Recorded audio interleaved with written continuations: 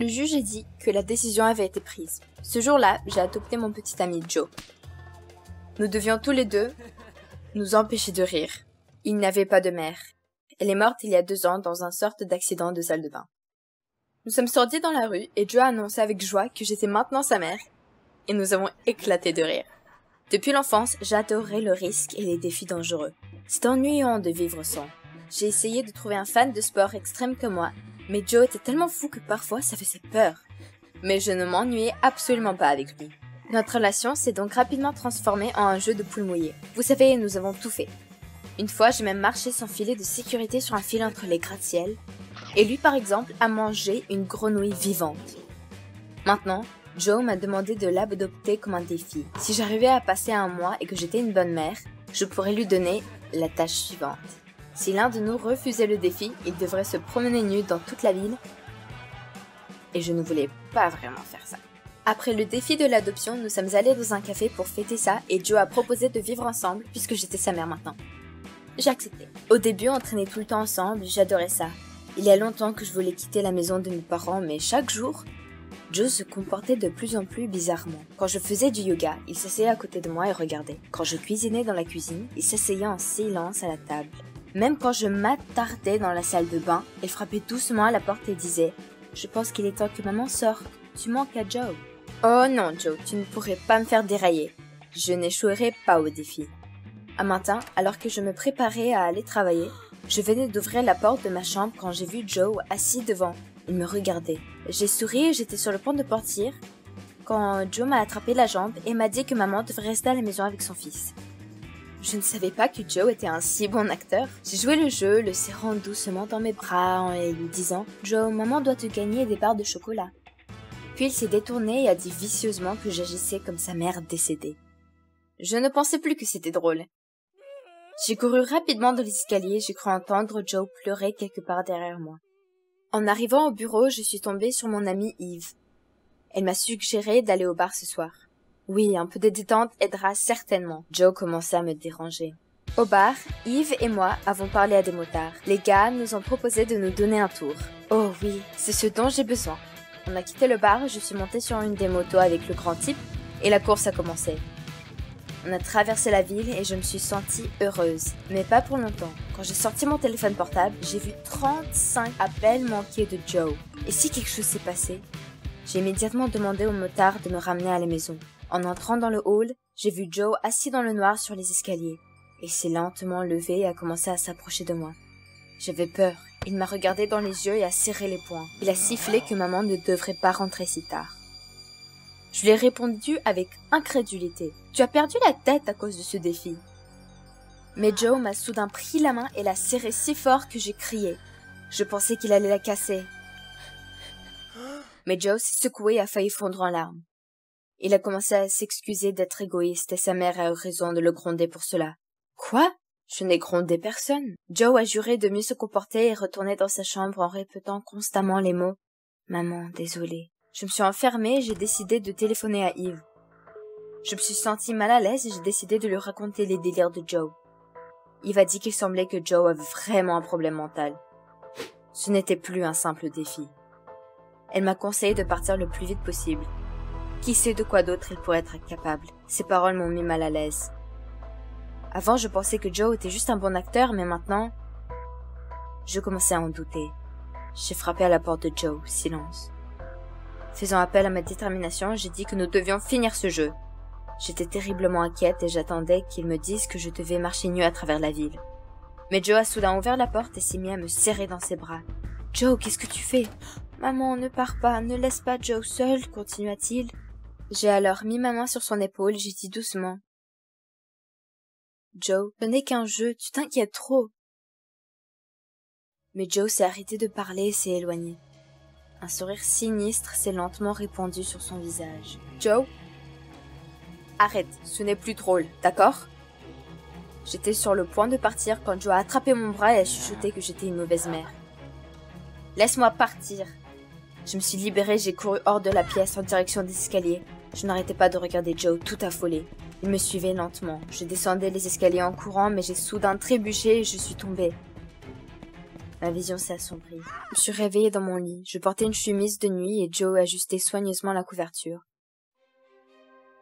Je me suis levée à moitié, mais il m'a regardé attentivement et m'a reposée. « Je vais m'occuper de maman, dit lentement Joe. » Ces mots m'ont donné un frisson. D'une voix tremblante, j'ai demandé de l'eau. Quand elle est partie, j'ai cherché frénétiquement mon téléphone. Heureusement, elle a sonné sur la table de nuit. J'ai vu le numéro sur l'écran. C'était Yves. Mais avant de pouvoir décrocher le téléphone, j'ai entendu la voix de Joe. « Tiens. » Il est venu, a pris le téléphone portable et l'a jeté contre le mur. L'impact m'a fait grimacer. Si Joe a cassé mon téléphone si facilement, que pouvait-il me faire? Puis Joe a chuchoté que maman devrait réfléchir à son comportement. Puis, il est sorti et la clé s'est retrouvée dans la serrure. Joe m'a enfermée. J'ai immédiatement couru vers la porte et j'ai commencé à la frapper avec mes poings et à tirer sur la poignée, mais en vain. Puis je m'échappais par la fenêtre, mais j'ai remarqué que Joe avait enlevé les poignées des fenêtres. J'ai commencé à paniquer, et soudain j'ai entendu le rugissement d'un moteur. La voiture d'Yves est apparue sous les fenêtres. Elle est sortie de la voiture et a sonné à la porte. C'était ma chance de m'échapper. J'ai frappé à la fenêtre et agité activement les mains. « Allez, Yves, lève les yeux !» À ce moment, Joe est sorti vers Yves en souriant. Yves s'inquiétait de savoir pourquoi je ne décrochais pas le téléphone, mais Joe a dit d'une voix douce que je ne me sentais pas bien et que je dormais. Je frappais à la fenêtre et j'espérais qu'Yves allait finalement lever les yeux, mais... Elle a juste haussé les épaules et allé à la voiture. Je me sentais condamnée. « Au secours !» et je criais hystérique. Soudain, la porte de la chambre s'est ouverte. Joe m'a attrapé par les cheveux, m'a traîné jusqu'au lit et m'a menotté. En disant que sa mère se comportait très mal. J'ai crié et lutté, mais Joe m'a juste tapoté la tête et m'a dit que bientôt, maman se calmera et que nous vivrions à nouveau comme avant et serions toujours ensemble. Joe est sorti et j'étais encore en train de crier à l'aide. J'avais envie de pleurer. J'aimais les sports extrêmes, mais c'était trop. Que vais-je faire? Joe était un vrai cinglé, il ne jouait plus. Mais ensuite, une idée m'est venue. Et si je jouais le jeu? Quand Joe est venu me voir, je lui ai dit que j'avais compris. Maman promet de s'occuper de Joe s'il est obéissant et s'il enlève les menottes. Ma voix tremblait et mon cœur était prêt à bondir de ma poitrine. Joe a réfléchi un instant, puis il m'a libéré et m'a ordonné de le nourrir.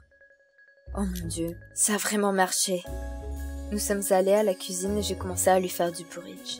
Je regardais Joe et je lui ai fait un petit sourire. Puis je lui ai tendu une assiette. Joe était très heureux, mais dès qu'il a goûté le porridge, il s'est mis terriblement en colère. A jeté l'assiette dans le mur et s'est mis à crier. « Tu fais encore du porridge avec des grumeaux !» J'avais tellement peur. « Joe, c'est la première fois que je l'ai fait !» Mais il m'a regardé et m'a dit que maman avait déjà fait le porridge de Joe avec des grumeaux. Ils ont alors eu une grosse dispute, sa mère est tombée et s'est endormie dans la salle de bain pour toujours. Quoi? Elle s'est endormie? Puis Joe s'est levé de la table et a commencé à marcher vers moi. Merde.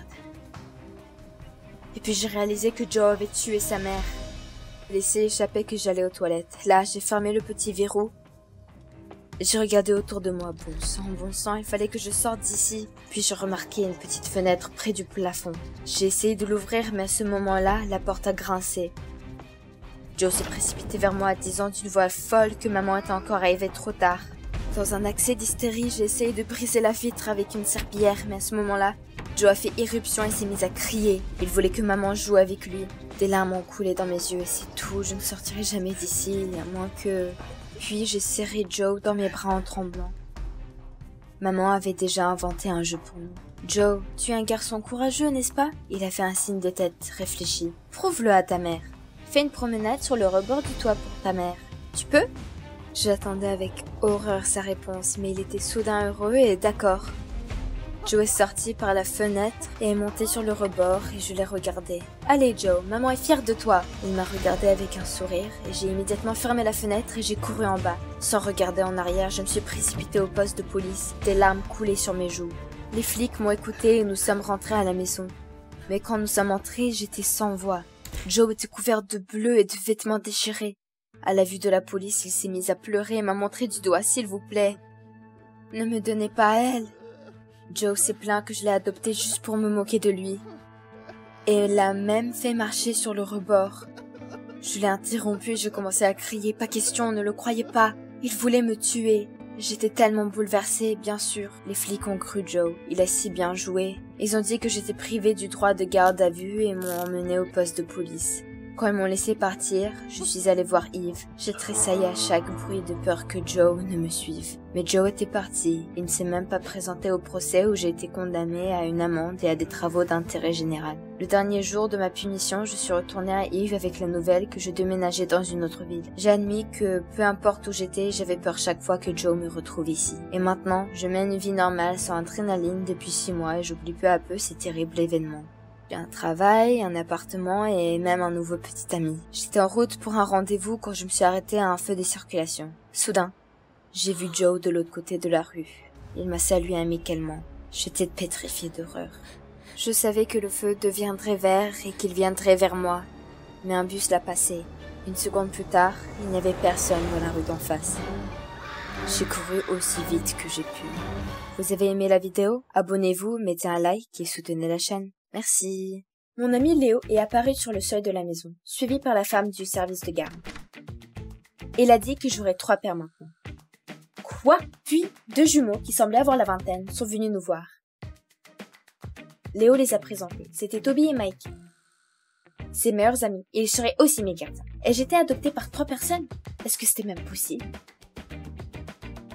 Cependant, les gars m'ont immédiatement invité à déjeuner. J'avais très faim, mais il n'y avait que des nouilles instantanées sur la table. Et je me suis rappelé comment ma mère cuisinait. Une grosseur s'est levée dans ma gorge. Il y a quelques mois, mes parents sont morts dans un accident de voiture. Tout le monde me disait que j'avais besoin d'avancer dans ma vie, mais comment?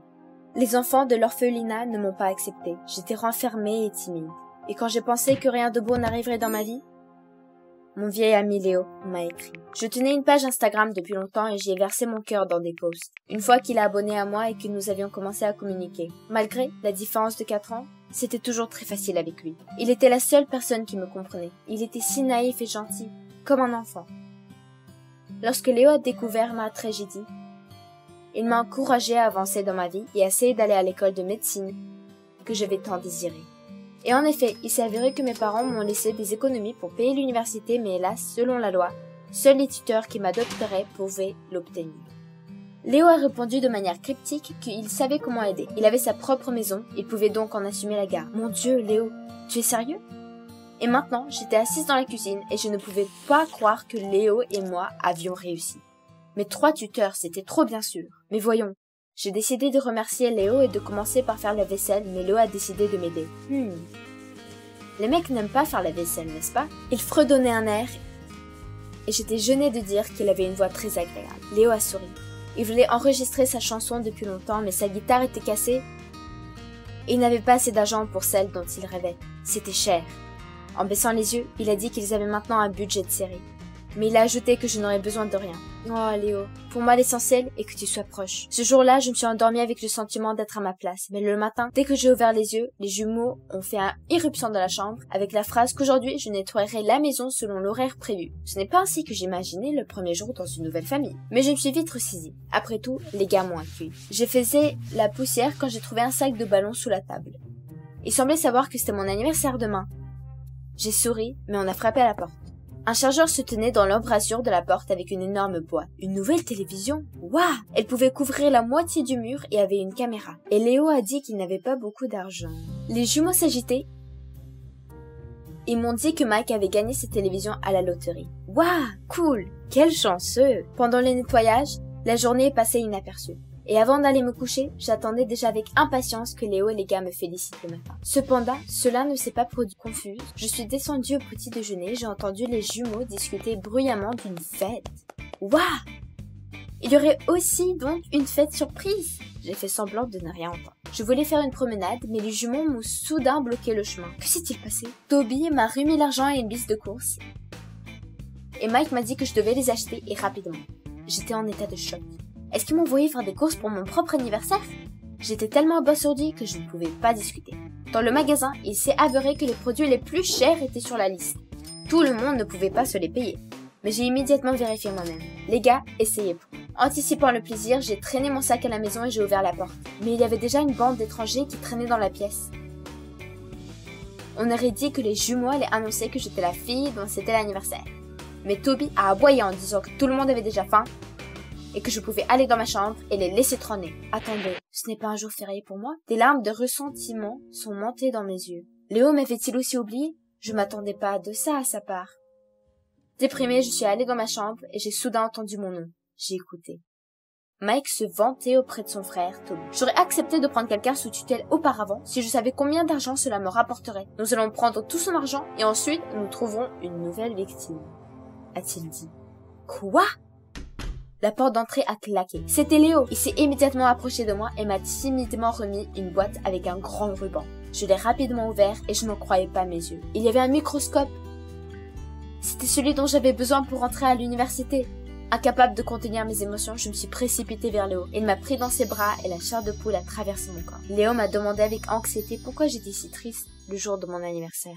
J'ai timidement répondu qu'il semblait que les jumeaux dépensaient l'argent que mes parents m'avaient laissé. Mais le visage de Léo a changé.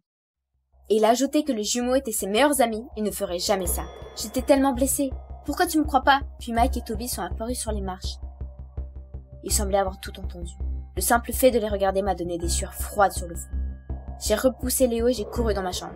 Les gars m'ont volé, je devais le signaler à la police. J'ai décroché le téléphone en tremblant les mains. Merde, mes mains tremblent. Il y a eu un grand crissement. Toby a cassé le verrou fragile de ma porte. Il a pris mon téléphone et a crié que si j'allais me plaindre de quelque chose, je le regretterais. Les invités ont commencé à venir dans ma chambre. On aurait dit qu'ils avaient entendu quelque chose. Les caprices de l'adolescence, Toby leur a raconté avec sarcasme. Il est parti, je tremblais encore. Je ne pouvais pas sortir, les jumeaux jouaient juste à des jeux vidéo dans le salon. Ah oui, j'ai oublié, mais la console! De nouvelles télévisions avaient une caméra. Si je pouvais enregistrer leur conversation, cela servirait de preuve pour Léo. Pendant la demi-journée suivante, j'ai essayé de trouver le bon moment pour que les jumeaux ne regardent pas la télévision. Puis je les ai entendus aller dans la cuisine chercher des chips. Comme je n'avais pas besoin beaucoup de temps, je suis immédiatement descendue à la télévision et j'ai allumé la caméra avec des mains tremblantes. Tout ce que j'avais à faire, c'était de me faufiler dans ma chambre. « Que fais-tu ici ?» j'ai soudain entendu au-dessus de moi. J'étais stupéfaite. Le jumeau Mike se tenait tout près. Il continuait. « Nous préférons que tu nous achètes autre chose avec ton argent plutôt que de traîner dans le coin. » Il n'a donc pas compris ce que je faisais ici. J'ai regardé la caméra. La lumière était allumée et l'enregistrement continuait. Les gars étaient heureux et on discutait de leur nouvelle vie à mes dépens. Je me suis sentie exaltée. Bientôt, Léo connaîtra la vérité. Je savais qu'il me soutiendrait et me protégerait, tout comme mon père l'a fait.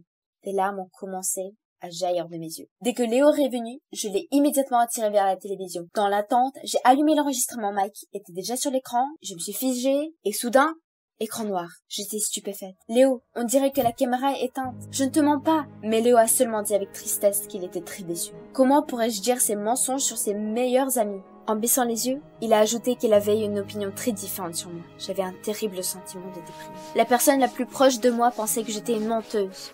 Le lendemain matin, les jumeaux m'ont fait laver toutes leurs chaussures.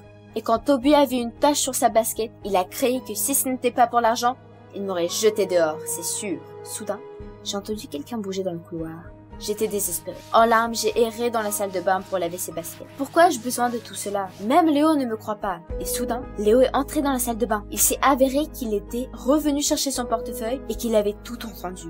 Léo a commencé à s'excuser de ne pas m'avoir cru tout de suite. Et puis, il a ajouté que maintenant, il ne me laisserait jamais me sentir offensé. Mais nous avions besoin de preuves. Alors les frères seraient privés de leur droit de tutelle. Léo, je ne te laisserai pas tomber cette fois-ci. Tout ce que je voulais, c'était regagner sa confiance.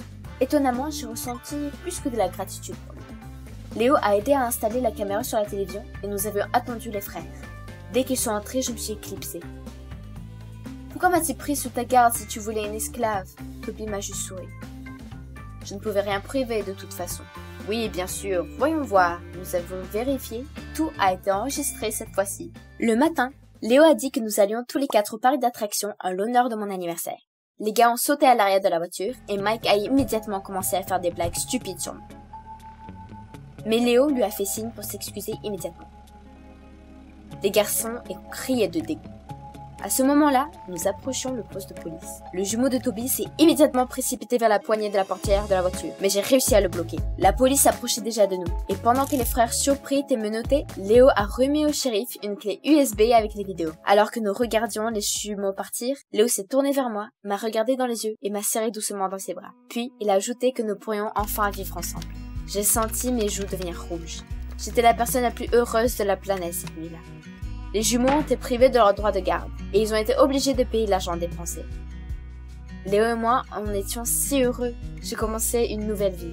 Mais hélas, la joie n'a pas été longue. Quelques jours plus tard, nous avons reçu un appel du service de garde disant qu'en raison d'un accident juridique, Léo ne pourrait plus être mon tuteur. Demain, un nouveau tuteur d'une autre ville viendra me chercher. C'était la fin.